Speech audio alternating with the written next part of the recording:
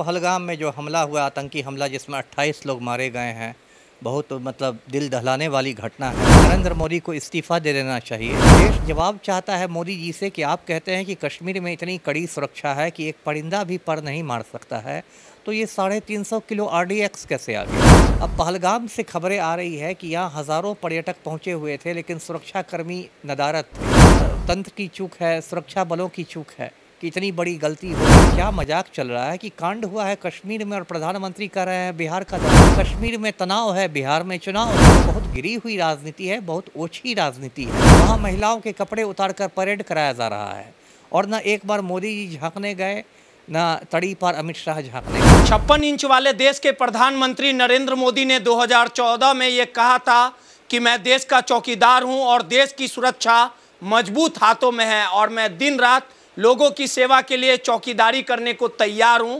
2014, 2019 और 2024 लगातार तीनों टर्म से देश के प्रधानमंत्री नरेंद्र मोदी बनते आए हैं, लेकिन कल पहलगाम में जिस प्रकार से आतंकी हमला हुआ, जिसमें 25 से अधिक लोगों की मौत हो गई, और इस घटना के बाद लगातार देश पूछता है भारत की आखिर जब देश सुरक्षित हाथों में थी तो इतनी बड़ी घटना कैसे हो गई। इन तमाम मुद्दों पे बात करने के लिए हमारे साथ पूर्व IPS अमिताभ दास सर हैं। सर, नरेंद्र मोदी जी ने कहा था कि आप हमें देश का प्रधानमंत्री बनाइए, देश के लोग पूरी तरह से सुरक्षित हाथों में रहेंगे और आतंकवाद का कमर तोड़ दिया जाएगा। पुलवामा हमला और पहलगाम हमला हुआ, आखिर क्या मानते हैं कि कहाँ नाकामी रह गई और इतनी बड़ी चूक प्रधानमंत्री? देखिए, जो परसों पहलगाम में जो हमला हुआ, आतंकी हमला, जिसमें 28 लोग मारे गए हैं, बहुत दिल दहलाने वाली घटना है। और इस घटना के बाद ये स्पष्ट हो गया कि अब नरेंद्र मोदी को इस्तीफ़ा दे देना चाहिए और दोबारा चाय बेचनी चाहिए। मोदी जी कहते हैं ना कि पहले मैं चाय बेचता था, तो अब देशवासी ये समझ गए हैं कि आदमी चाय बेचने लायक ही है, प्रधानमंत्री बनने लायक नहीं है, इसलिए मोदी जी को अब चाय बेचनी चाहिए। अब देखिए, मैं दर्शकों को याद दिलाऊं कि 2016 में जब मोदी जी ने नोटबंदी की थी, उसी समय ऐलान हुआ था बहुत धूम धड़ाके के साथ कि नोटबंदी से तो आतंकवाद की कमर टूट जाएगी। अब ये 2025 चल रहा है, नोटबंदी का ये 9वां साल है और क्या टूटी आतंकवाद की कमर। अब तो मोदी को जनता से माफ़ी मांग लेनी चाहिए कि नोटबंदी से सिर्फ आम जनता को दिक्कतें पेश आई, आतंकियों का कोई नुकसान नहीं हुआ। फिर मोदी ने जब धारा 370 हटाई थी कश्मीर से, आर्टिकल 370, उस समय भी यही मोदी ने अपने मुँह मियाँ मिट्ठू किया था कि मैंने नेहरू जी की गलती को ठीक कर दिया है, अब तो कश्मीर एकदम ठीक हो गया, ठीक हो गया। क्या ठीक हो गया? 2019 में देखिए पुलवामा कांड हुआ। पुलवामा कांड में CRPF के 40 जवान शहीद हुए, है ना, और उसमें 350 किलो RDX का इस्तेमाल हुआ था। RDX एक ख़तरनाक विस्फोटक होता है, 350 किलो। तो देश जवाब चाहता है मोदी जी से कि आप कहते हैं कि कश्मीर में इतनी कड़ी सुरक्षा है कि एक परिंदा भी पर नहीं मार सकता है, तो ये 350 किलो RDX कैसे आ गया? कश्मीर के जो उस समय गवर्नर थे सतपाल मलिक, उन्होंने कई बयान दिए हैं जिसमें मोदी सरकार कटघरे में खड़ी हुई है।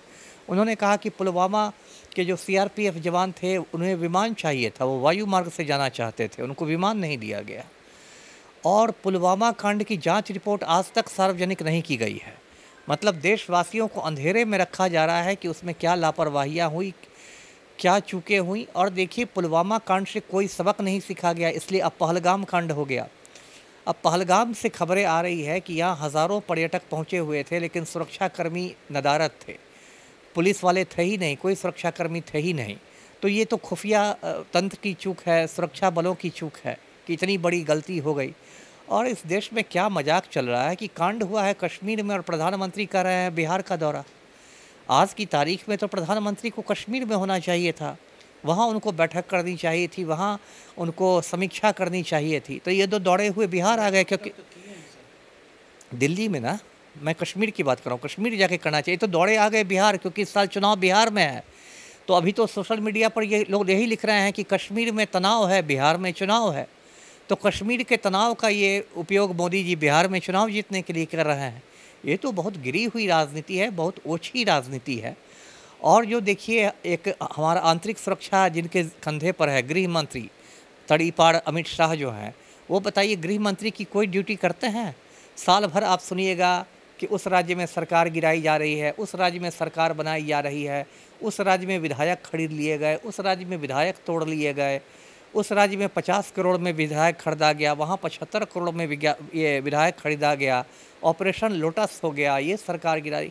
ये होम मिनिस्टर का काम है। देश का गृह मंत्री जो है वो 24 घंटे माफियागिरी कर रहा है। तो देश की आंतरिक सुरक्षा क्या है? कौन देखेगा देश की आंतरिक सुरक्षा? और पहलगाम कांड के एक तीसरे खलनायक हैं, वो हमारे मुख्य राष्ट्रीय सुरक्षा सलाहकार हैं अजीत डोभाल। ये अजीत डोभाल IPS हुआ करते थे और कैबिनेट मंत्री का दर्जा मिला हुआ है, राष्ट्रीय सुरक्षा सलाहकार हैं।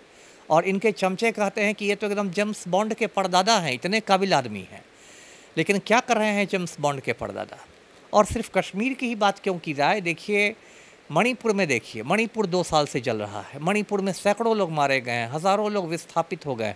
वहाँ महिलाओं के कपड़े उतारकर परेड कराया जा रहा है और ना एक बार मोदी जी झांकने गए, ना तड़ी पार अमित शाह झांकने गए। तो ये मोदी क्या करते हैं? इनके चमचे कहते हैं कि मोदी जी तो रोज़ाना 18 घंटे काम करते हैं। तो 18 घंटे काम से देश का फ़ायदा हो रहा है कि सिर्फ गौतम अडानी का फ़ायदा हो रहा है? पहलगाम घटना को देखा जाए सर, मणिपुर को देखा जाए, मुर्शिदाबाद को देखा जाए, तो पहलगाम में जो घटना हुई उसको लेके सुरक्षा में बड़ा चूक है, सवाल उठाया जा रहा है। लेकिन नरेंद्र मोदी ने कहा है कि हम बदला लेंगे। अब आप बात कर रहे हैं मणिपुर घटना में, वहाँ भी भाजपा की सरकार है, वहाँ पे भी क्या क्या हो रहा है ये भी आप देख रहे हैं। और मुर्शिदाबाद, पश्चिम बंगाल में ममता बनर्जी की सरकार है, वहाँ भी हिंदुओं पर अत्याचार हो रहा है। तो हिंदुओं पर अत्याचार कब तक होते रहेगा? धर्म पूछ के मार दिया गया। नहीं, ये सब देखिए हिंदू और मुसलमान की ये बात नहीं है, ये तो आतंकी। और ये जो है आपको मणिपुर की जो बात है, वहाँ तो मैतेई और कुकी लोगों में ये हो रहा है। एक तरफ हिंदू हैं और एक तरफ ईसाई आदिवासी हैं। इसको हर चीज़ को धर्म के चश्मे से नहीं देखना चाहिए। इस देश में तो अब ऐसा माहौल बन गया है कि शरबत को भी हिंदू मुसलमान में बांट दिया गया है। बाबा रामदेव शरबत जिहाद की बात करता है। आतंकियों का कोई धर्म नहीं होता है। पहलगाम की घटना में मुसलमान भी मारे गए हैं, तो ये कोई बात नहीं है। मोदी जी को चाहिए कि आतंकियों को घर में घुस के मारे, लेकिन ये मोदी की औकात नहीं है। ये नरेंद्र मोदी नहीं, सरेंडर मोदी है। नाकामी है उनका, एकदम नाकामी है। मैंने कहा कि देश के इतिहास के सबसे नकारा प्रधानमंत्री साबित हुए हैं मोदी, सबसे कमज़ोर, सबसे नकारा प्रधानमंत्री। यदि यही पहलगाम वाली घटना डॉक्टर मनमोहन सिंह के कार्यकाल में हुई रहती तो अभी तो एकदम ये जो थे नरेंद्र मोदी अभी चांदनी चौक पर भांगड़ा करते रहते हैं। मनमोहन सिंह को एकदम कमज़ोर बताते रहते, वीक बताते रहते। अरे आपने क्या तीर मार लिया? बनर्जी की भी नाकामी है सर, वहाँ भी मुर्शिदाबाद में जहाँ भी हिंसा हो रही है वहाँ के शासक की नाकामी है ही ये। इस पूरे मामले को किस प्रकार से जवाबी कार्रवाई कहा? अब ये लोग नरेंद्र मोदी बोले हैं कि जवाब ये सब दिया जाएगा कि कभी सपने में। ये सब बंदर घुड़की है, बंदर घुड़की है। ये लोग जुमलेबाज लोग हैं, हवाबाज लोग हैं। नरेंद्र मोदी की बात पर यकीन किसी को करना चाहिए। ये तो कहते थे कि 100 दिन में देश का काला धन ले आएंगे। 11 साल हो गए, काला धन आया है? ये तो कहते थे कि हर हिंदुस्तानी के अकाउंट में 15-15 लाख रुपए आ जाएंगे, आ गए अकाउंट में। ये कहते थे 100 स्मार्ट सिटी बन जाएगा, बन गया। ये आदमी सिर्फ जुमलेबाज है, हवाबाज है, सिर्फ झूठ बोलने की मशीन है। और आज तो मुझे खबर आ रही है सहरसा से, सुपौल से, मधुबनी से कि ब्लॉक के वीडियो लोग ज़बरदस्ती जीप में बैठा के लोगों को प्रधानमंत्री की सभा में भेज रहे हैं। चलिए, सीधे तौर पे पहलगाम, मुर्शिदाबाद और मणिपुर, ये तमाम घटनाएं लगातार घटती रह रही थी। और जिस प्रकार से मणिपुर में जो हिंसा हुई थी उसको लेके भी भाजपा पर सवाल उठाया गया था। और पहलगाम में जो आतंकी हमला हुआ है जिसमें 28 लोगों की मौत हो गई, इस पूरे घटनाक्रम में नरेंद्र मोदी ने कहा है कि जवाबी कार्रवाई मिलेगी, पाई का हिसाब होगा। लेकिन सवाल उठना लाजमी है कि जो नरेंद्र मोदी ये कहते थे कि देश मजबूत हाथों में है, सुरक्षा में बड़ी चूक हुई और जो 28 पर्यटकों की मौत हुई, ये सीधे तौर पे जाहिर करता है कि आतंकियों ने कहीं ना कहीं जम्मू कश्मीर में आतंक मचाया। और वर्तमान सरकार भले ही इस पे कार्रवाई की बात करे, लेकिन जिन्होंने अपने को खोया उनके दिलों में ताउम्र ये दर्द रहेगी। सहयोगी आफ्ताब के साथ रोहित, नटराज न्यूज़, पटना।